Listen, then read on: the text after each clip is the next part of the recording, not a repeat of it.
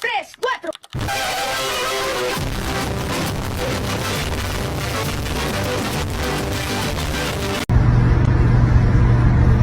Harvey.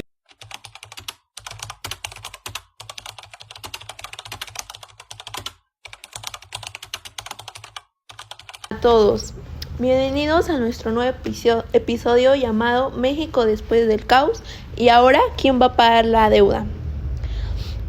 Hoy hablaremos de la posrevolución mexicana que abarca de un periodo de 1920 a 1940 y que fue clave para reconstruir el país después del conflicto armado. Exploraremos sus características, los cambios políticos, sociales y económicos, especialmente la situación de la deuda pública durante este periodo. Este fue un momento de transición donde México pasó de la guerra y la inestabilidad a la construcción de instituciones políticas y sociales. También fue una etapa muy importante para nosotros, considerando que fue el momento donde pudimos reorganizar lo que era toda la deuda que desde hace un tiempo. Tras la Revolución Mexicana, Abajo estaba en un país muy devastado, con una infraestructura destruida, producción agrícola disminuida, educación limitada y fragmentación política. Era necesario reorganizar el Estado, reconstruir la economía. En este proceso surgieron gobiernos clave como los de Plutarco Elías Calles, Álvaro Obregón y posteriormente Lázaro Cárdenas, quienes impulsaron reformas para estabilizar el país y consolidar el poder del Estado. En este contexto fue muy importante el que pudiéramos empezar a tener enlaces con otros países, ya que teníamos que recuperar la confianza financiera y estabilizar nuestra deuda externa, porque como ya lo había dicho, la deuda era lo que manejaba todo ese contexto en ese tiempo de la revolución, la posrevolución. Algunas de las características principales de la posrevolución mexicana fueron reconstrucción nacional tras la guerra, fortalecimiento del Estado mexicano, repartición a través de la reforma agraria, expansión de la educación pública, especialmente en zonas rurales, participación del Estado en la economía y el desarrollo nacional. Un punto clave fue la creación de las instituciones políticas estables como el PNR, que fue en 1929, que después sería el PRI, y esto ayudó a establecer continuidad y disminuir la violencia política.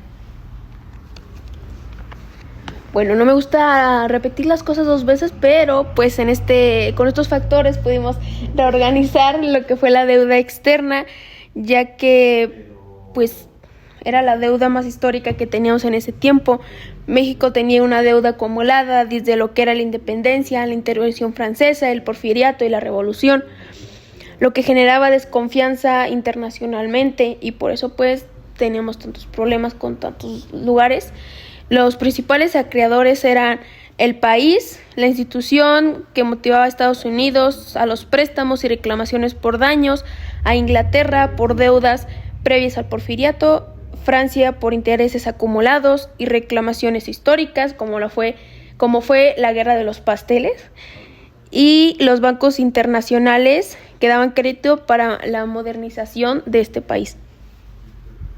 Para entender esta situación, México firmó acuerdos internacionales importantes con los tratados de Bucareli en 1923, que permitieron establecer pagos y recuperar reconocimiento diplomático. Más adelante, durante los gobiernos de Calles y del Maximato, México continuó negociaciones con el Comité Internacional de Banqueros buscando condiciones flexibles y mejores áreas de interés.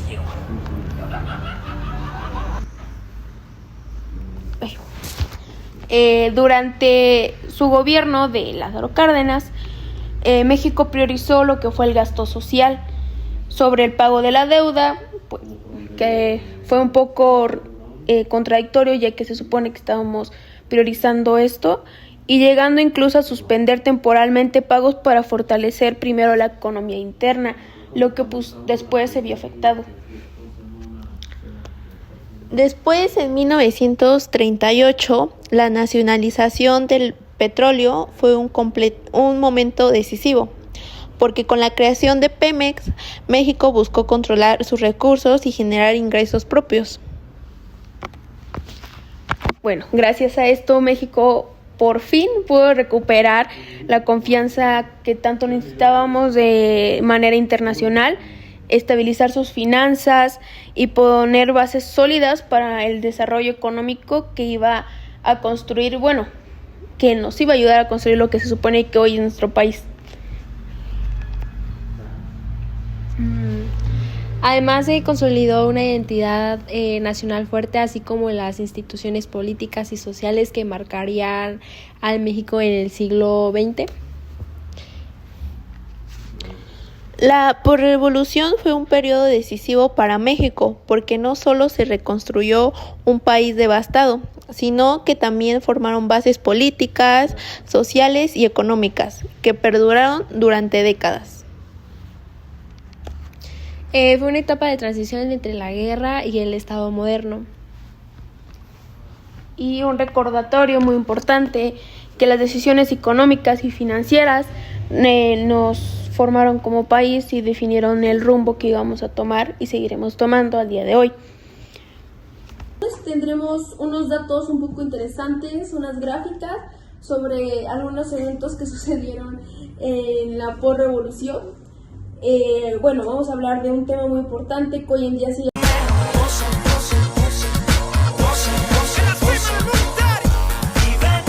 afectando, que es la tasa de analfabetismo en México.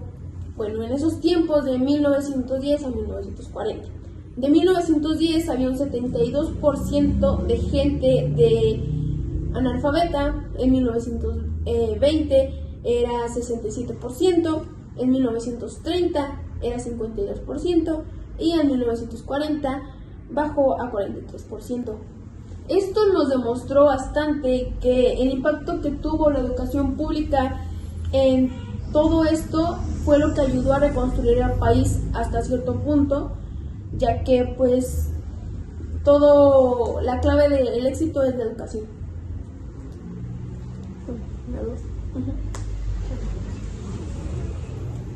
Otra gráfica es la del reparto agrario. Datos aproximados son de 1917 a 1924, era de 500 millones. En 1925 a 1930 fueron de 2 millones. De 1930 a 1934 fueron de 4.5 millones con el gobierno de Cárdenas.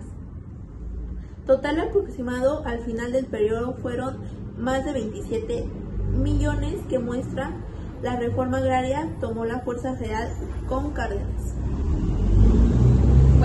Otra gráfica es la producción petrolera antes y después de la explotación, que esto es de 1930 a 1945. Los datos aproximados es de que 1930 es de 33 millones de barriles, de 1938 a 44 millones es el año de la expropiación, y de 1945 es de 60 millones, que muestra que México facilitó la producción después de recuperar los recursos naturales. El crecimiento de escuelas construidas en ese tiempo fue bastante alto, ya que, como les digo, lo impulsaba el método que tenían, el pensamiento de que la educación era lo primordial. En este caso, el año, por ejemplo, en 1920 se construyeron aproximadamente 9,000 escuelas. En 1930 unas 13,500 y en 1400 unas 19,000.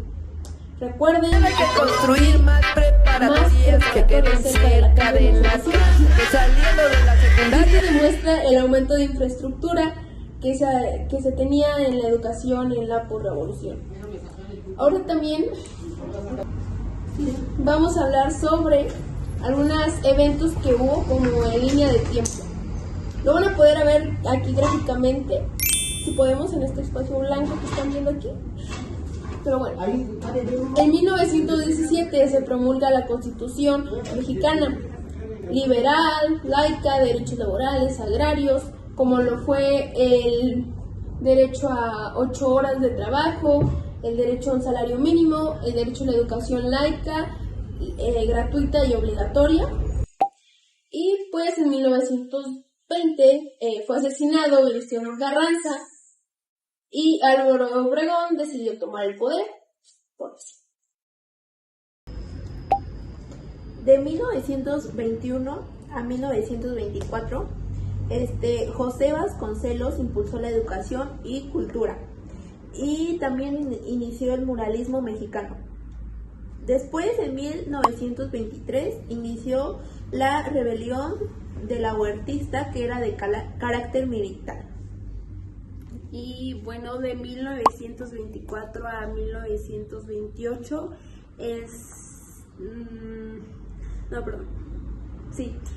la Plutarco Elías Calles fue gobernante y políticas anticlericales. Eso. O sea, contra de la iglesia. Ajá. Y de 1926 a 1929 fue la Guerra Cristera, que fue un conflicto entre la iglesia y el Estado.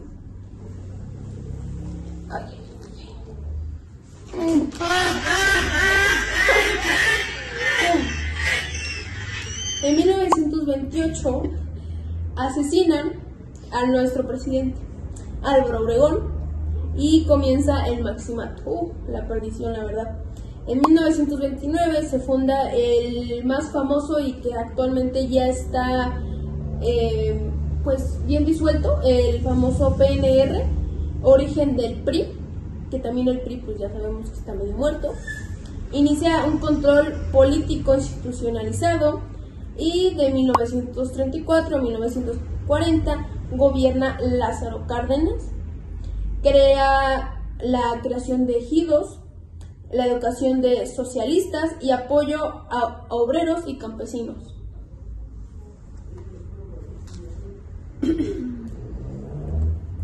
En 1934 inició la expropiación petrolera y también surgió el nacimiento de Pemex. Para después, en 1940, fue el final simbólico de la etapa. México entra a un periodo más estable e industrializado. Y pues ya, esa fue nuestra línea del tiempo.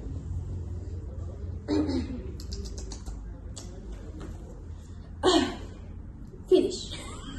Y bueno, para finalizar, les contaremos o platicaremos unos datos curiosos que ocurrieron durante la posrevolución. El primero fue que Obregón solo aceptó la presidencia si le daban control militar.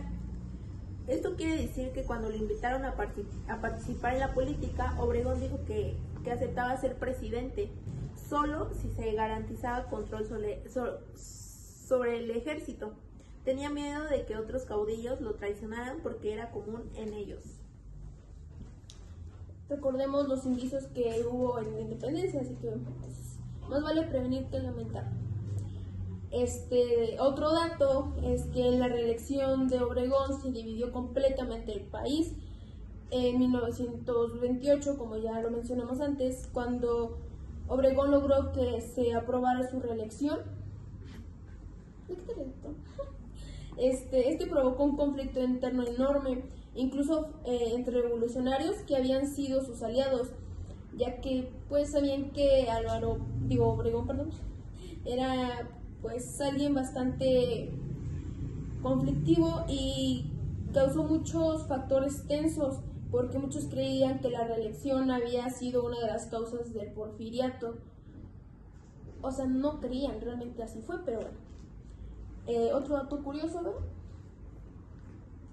Bueno, otro es que el maximato no era formal, pero existía realmente. Y bueno, fue de que Plutarco Elías Calles nunca tuvo un cargo oficial que le diera autoridad para gobernar entre 1928 y 1934, pero en la práctica tomaba las decisiones más importantes del país, y los presidentes como aparecen en el público, pero Calles decidía los nombramientos, las políticas económicas y relaciones que tenían con Estados Unidos, y era un poder tras bambalinas. Escondido, vaya. Exacto. Otro dato fue la crisis de 1929, que afectó mucho más a México de lo que se dice. Eso quiere decir que durante la Gran Depresión los ingresos del gobierno mexicano cayeron de forma dramática. Esto afectó pues la capacidad de pagar la deuda, la creación de empleos, el comercio exterior y el gasto público. Bueno, vamos a decir nuestra bella conclusión, en este caso lo voy a decir aquí su servidora. La época de la posrevolución fue un momento en el que México todavía estaba en esa línea de poder y no poder acomodarse a través de tantos problemas y peleas que tuvo anteriormente. Aunque ya no había guerras, el país ya venía llena de cambios y presidentes que iban y venían y grupos que querían tener el poder y no había cómo controlarlos fácilmente. Poco a poco se fueron organizando mejor, se lograron muy grandes cosas, por ejemplo lo de la educación, que es como el factor que actualmente a nosotros nos vendría ayudando más. Se creó un partido para evitar más conflictos, se arreglaron deudas y el gobierno empezó a enfocarse en cosas importantes como la educación, ya mencionada, los derechos de la gente, la economía. Al final esta etapa sirvió para que México dejara atrás el caos de la revolución y empezara a construir un país más estable y en orden. Sabemos que actualmente no es algo que se pueda ver reflejado día a día, lo podemos ver con marchas que tenemos continuamente en nuestro país, pero bueno, a fin de cuentas las épocas van cambiando y probablemente en un futuro a alguien le toque exponer de lo que era 2025, pero en este caso nos toca a nosotros la posrevolución y lo significativo que fue y seguirá siendo hoy en día para nosotros. Y bueno, esto es todo por el video de hoy. Y pues muchas gracias. Gracias por su atención. Bye. El día de hoy simplemente vengo a decirte feliz Navidad y próspero Año Nuevo. Quiero agradecer a cada uno de ustedes.